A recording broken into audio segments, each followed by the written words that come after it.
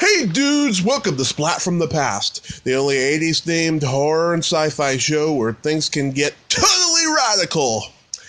Now, I am just so excited for today's interview because I have been wanting to interview this guy for a long time. He is one of the greatest talk show hosts of all time, and I am so honored to have him on the show today. Bill Boggs. You all know Bill Boggs. He was the host of Midday back in the mid-'70s through the mid-'80s. And he also was the host of a show called Comedy Tonight, a stand-up comedy showcase on cable.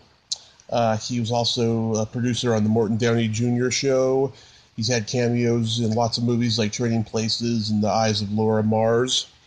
And he has a new book out called The Adventures of Spike the Wonder Dog. And I'm having him on the show today, and I want to ask him about all that stuff.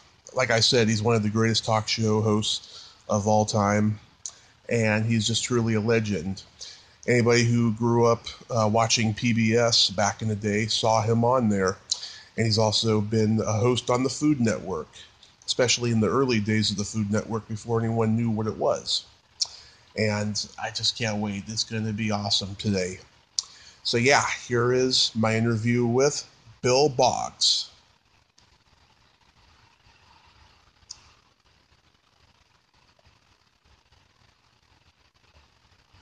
Oh. Hey, Bill, welcome to the show. How are you today, sir? Well, it's nice to be on the show. Thank you, Tommy. My pleasure. Send me an email, my friend. Yes. Thank you. We've been emailing each other back and forth. Oh, this is such a great honor. Thank you for taking the time today. Well, I'm happy to be with you. Seriously, where are you? Where in the beautiful state of Florida are you right now? Oh, I'm not in Florida. I'm in Redding, California. I'm in Florida. You're in California. That's right. Let's get our location straight. Yeah, I'm in Redding, California. Oh, that's beautiful up there. It's wonderful. Good for you. It's beautiful. Not my favorite place, but it's beautiful, I have to say. What is your favorite place? Los Angeles. I like L.A. myself. Always have. Yeah, it's beautiful out there, and it's my dream to live there someday. But going back in time, did you gravitate toward journalism and television early on in your childhood? Yeah, I actually did. What I was interested in was being like a television or radio personality more than a journalist. Maybe I would have done better if I had, thought of myself as a journalist. I always thought of myself as a television host and performer rather than a journalist. I have been a newsman, but I've never done any significant. I'm no Ronan Farrow, but based on what the New York Times said about him today, maybe that's okay. Anyway, that would be the profile of where it started with me. Mm-hmm. Did you see anybody that made you say that's what I want to do? Yeah, believe it or not, it was pretty much Art Linkletter. Watching him on television when I was a little boy, I just really loved the guy. I just thought he had such a wonderful personality. He's that thing, kids say the darndest thing. So I'm one of those lucky people who was able to, make that childhood dream come true. Mm-hmm. Were you into like Walter Cronkite and what's his name? David Brinkley? No, I thought they were good. But you see, I started my career in the world of comedy.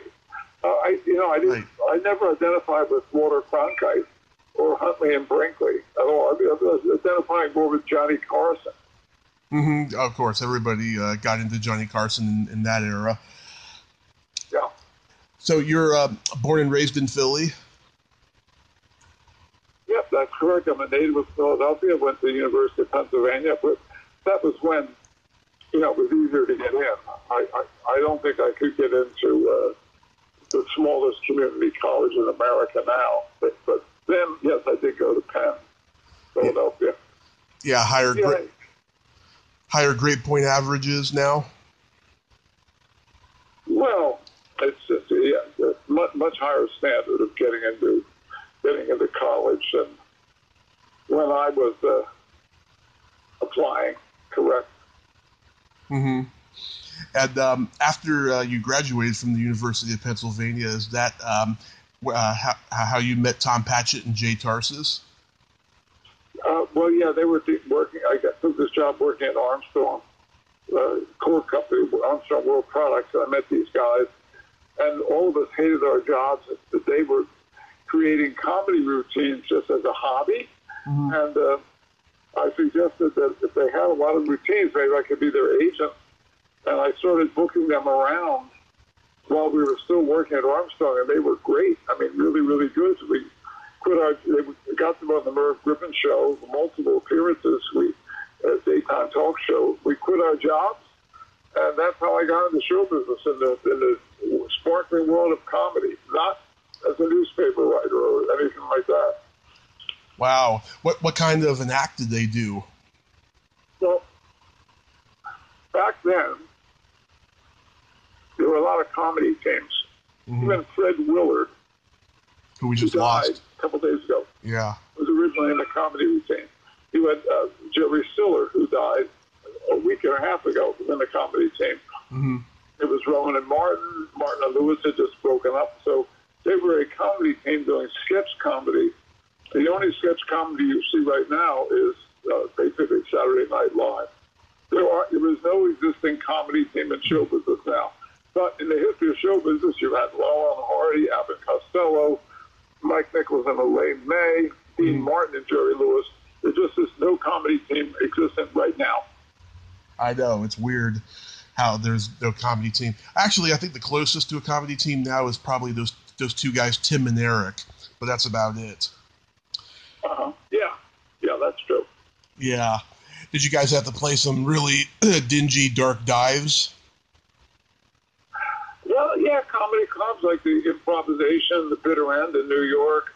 There was a club in Lancaster, PA. There were about 4 or 5 clubs in Philadelphia. Then they played a lot of colleges. They did the Playboy Club circuit. So a lot of different places in those days. Mm-hmm. We had a show that ran for 9 months in Chicago.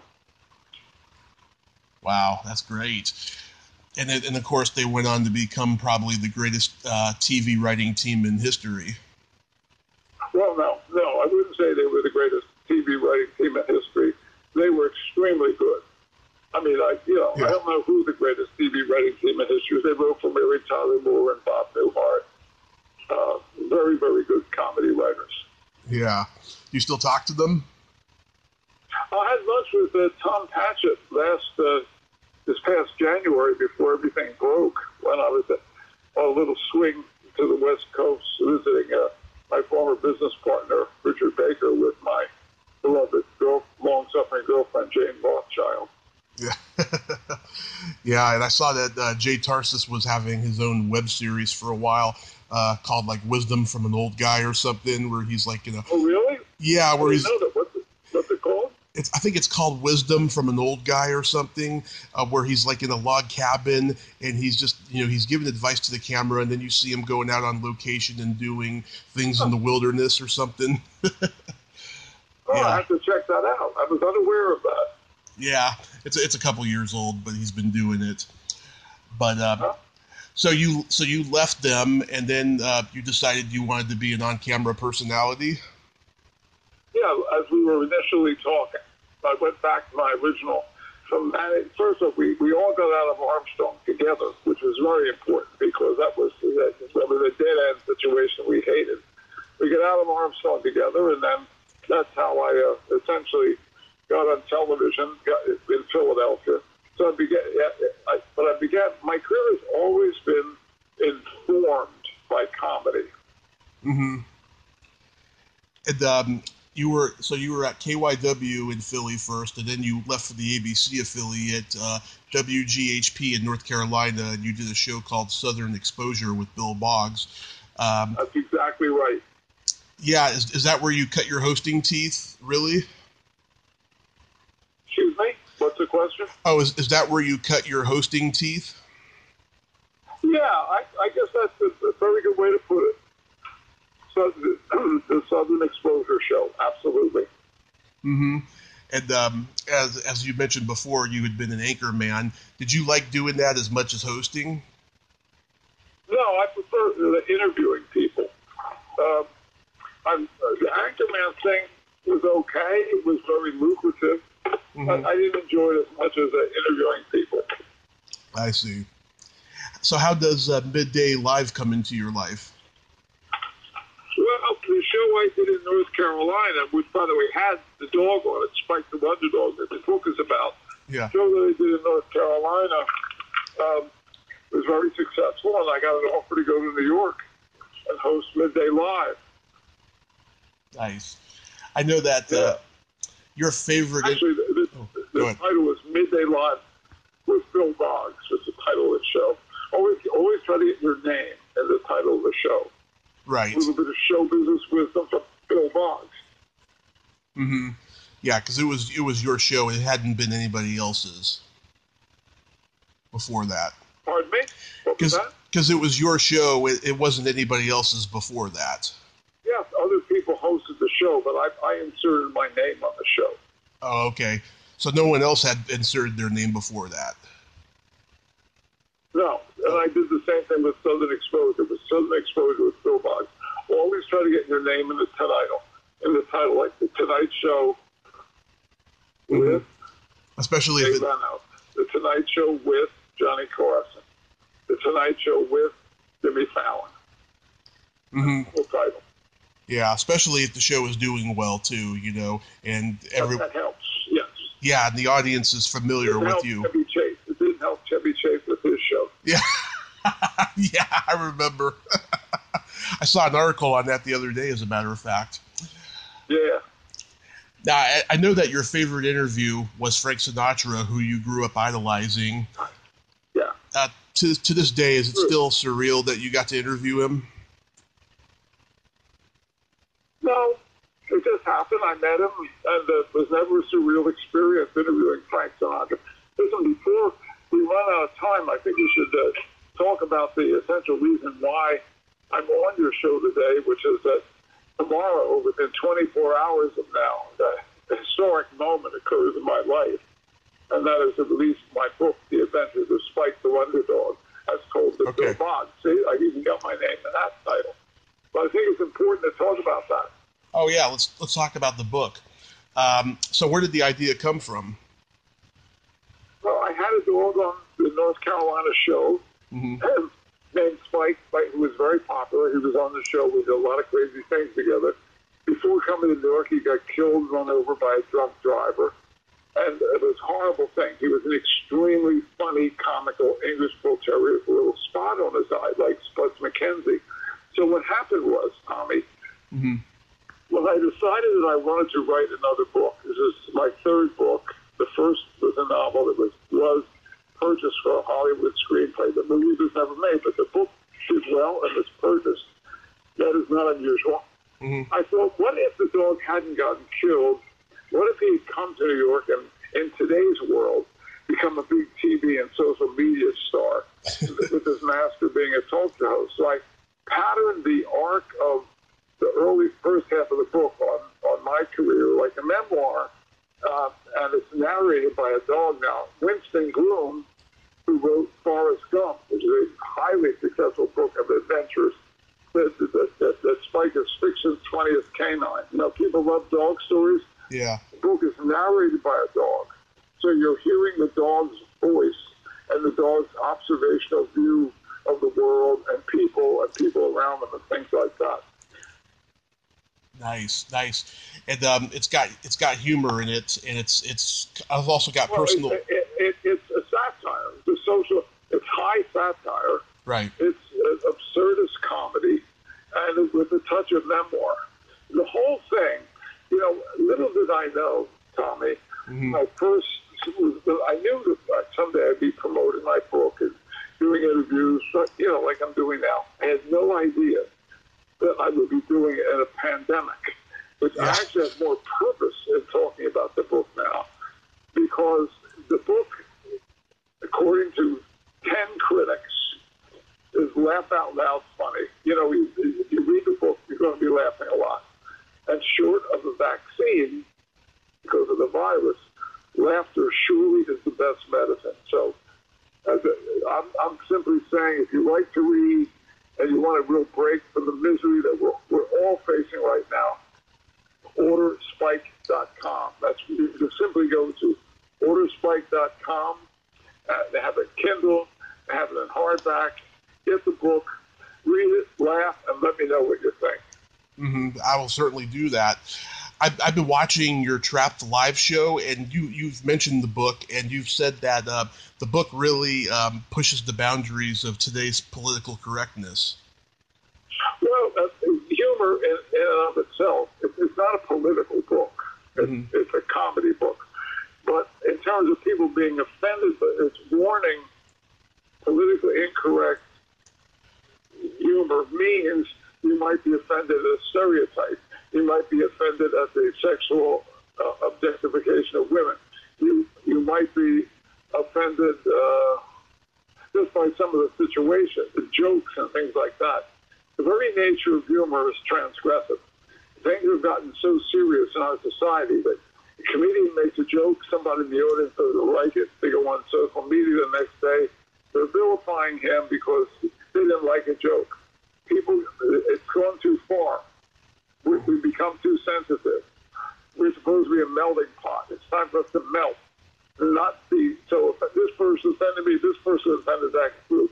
So I thought I'm going to take a stand on that and put a little warning label on the cover as sort of a satire in and of itself of how serious things have gotten.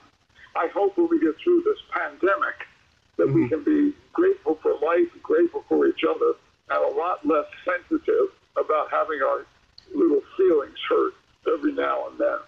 Oh, I agree. I've been doing stand-up comedy for 14 years, and I have seen it over the last 14 years, especially in the last 4 or 5 years. I just can't believe how just everyone is just getting outraged at every little thing that's talked about. Yeah. I want you to promote the book. I stand behind the concept of people laughing at each other and not being offended at every little thing. I mean, come on. I know. There's better things in life to worry about than just being offended that somebody made a sex joke that you don't like, or somebody's cultural appropriation. It's nuts. Yeah, I mean, it just is. Yeah, I mean, it's impossible to offend me, so I'm gonna like this book. You know. you gotta get it and tell me what you think. Listen, I need to hang up soon. When I say hang up, sign off. How often do you do your show, Tommy? It depends on the day. I mean, like today, I'm lucky enough to have 4 interviews. Good.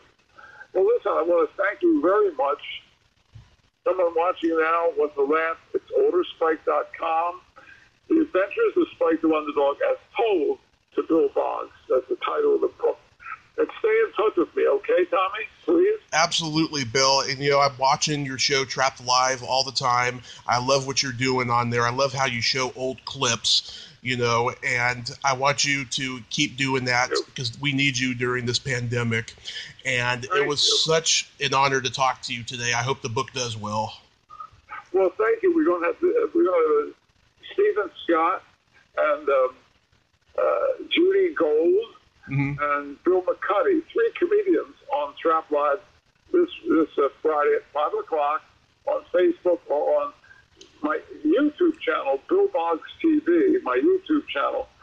You can catch all of the Trap Live shows there and clips from over 40 years of television. For example, there's an interview, a 35-minute interview there with Little Richard. There's an interview there with Jerry Stiller. Interview there with Natalie Wood. People are currently in the news. I got to run right now, but Tommy, thank you very, very much. That's Bill Boggs TV on YouTube for that. Okay? My pleasure, sir. Thank you, and have a great day. You too, man. Bye-bye. Bye-bye. Well, there you have it. Bill Boggs. Ain't he a cool dude? Wow, nice guy. You know, I mean, the interview could have gone, you know, longer and stuff because I wanted to ask him about a lot of stuff, you know, like Comedy Tonight and Morton Downey Jr. and the movies that he was in and stuff. But, you know, he had only a short time and he wanted to talk about the book. So I understand that. And then you got to respect that. But at least I got to talk to Bill Boggs. That's all that matters. If you like this video, everyone, please subscribe to my YouTube channel, add me as a friend on Facebook, join my Tommy Kovac comedian page on Facebook, follow me on Twitter and Instagram, and all that fun stuff. Well, that's all the time we have this week on Splat from the Past. Until next time, this is Tommy Throwback Kovac saying, there's no shame in living in the past, because the present sucks. Later, dudes.